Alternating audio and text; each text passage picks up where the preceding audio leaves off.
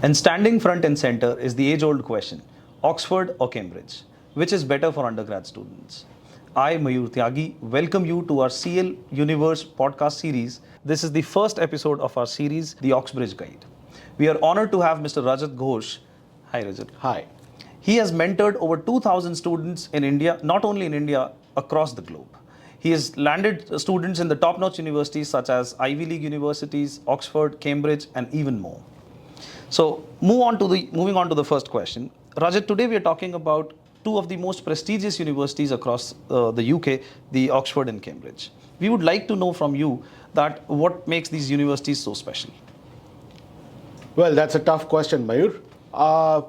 Both of them are very prestigious, Right. and students across the world and even in India vie for a place amongst these universities. Having said that, there is a very different. This is a very difficult question to answer from a student's perspective, Right. because perceptually, Oxford is known more for its undergrad program in business, in economics, even in biomedical sciences. Right. As far as Cambridge goes, obviously the thumb rule is the sciences, engineering, computer science. Right. Students prefer applying to Cambridge, given a choice. And having said that, Oxford is the oldest. Right. It was set up in the year. Officially it's 1096. Right. So you can very well imagine the lineage that it carries with itself. Absolutely. And if you want to be a part of a university ecosystem that is one of the oldest and the most prestigious, then obviously students prefer Oxford. But again, it's a very hard question to answer from a student's perspective. Right. Okay. So moving on to the next question. When it comes to choosing between Oxford or Cambridge, what are the factors, what are the courses that they offer and what courses students consider?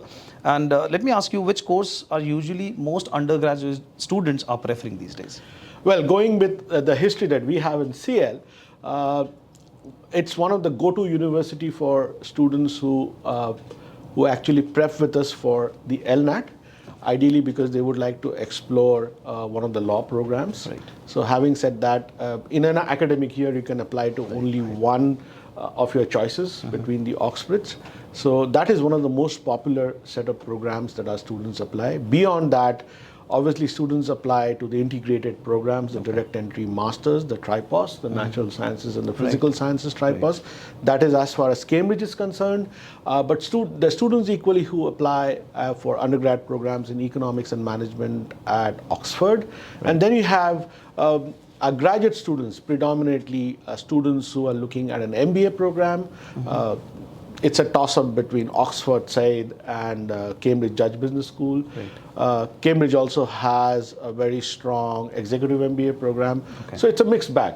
So obviously, students look at rankings, word of mouth, references from past students and alum. So all of it is factored in. Right. And then obviously, cost becomes a parameter, scholarship becomes a parameter. So all of it is factored in when a student actually explores which amongst the university should be my choice of, go-to destination when it comes to So study. it's not only law, in fact, it's a wide array of courses that these universities Yes, offer. it does.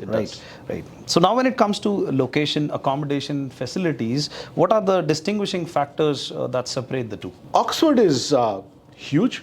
Okay. It's more livelier. Cambridge, given the feedback that students have given, or past alums have given, is very quiet. Okay. It's smaller compared to Oxford. Okay. Having said that, when you get accepted either to Cambridge or Oxford, at least at the undergrad level, you are associated with one of the colleges. You also get accepted in one of the colleges. Okay. So Oxford has, both have close to 31 odd colleges. Right. The most preferred or the most oldest and the hardest college to get in at Oxford is Balliol. And the most difficult or the hardest nut to crack as far as Cambridge is concerned is Trinity. Having said that, both are equidistant when it comes to from London, between 50 to 55 odd miles. Right. But accommodations are far more futuristic when it comes to Oxford when compared to Cambridge, and that has been the feedback our students have shared. Right. Right. So, do we have accommodations in campus, or how does it work? Yeah, it does. It does. We have halls of residence right. within campus where our students prefer staying. Right. It's a personal choice, but at the undergrad level, obviously, you stay in the hall of residences. Right. It's only when you're going out for your postgrad degree, unless it's specified, students prefer staying close by or even on campus, subject to the cost and the budget that they have. Right. Okay. So is the cost higher when it comes to campus, or it's expensive when you go outside? Again, that's a very hard question to answer. Obviously, these are expensive proposition when it comes to staying. Staying on campus on any given day is expensive than staying outside campus when you're staying in a shared accommodation. This is ideally suited for students who are studying for their masters, unless, like I said, it's specified that you will have to stay on campus in the halls of residence. Right. I think the campus is definitely much safer. Absolutely. It's much safer, it's much livelier, you get a lot of opportunities to network. Right. And you also, it's very immersive. You grow with the system, you grow with, with all kinds of attractions that you have. Our past students who went to Cambridge for their executive MBAs, they said that it was a great feeling when it comes to having the dinners with the professors in one of the oldest castles. Okay. So that's a feel that one of those universities was bound to give you, given the rich lineage that they have.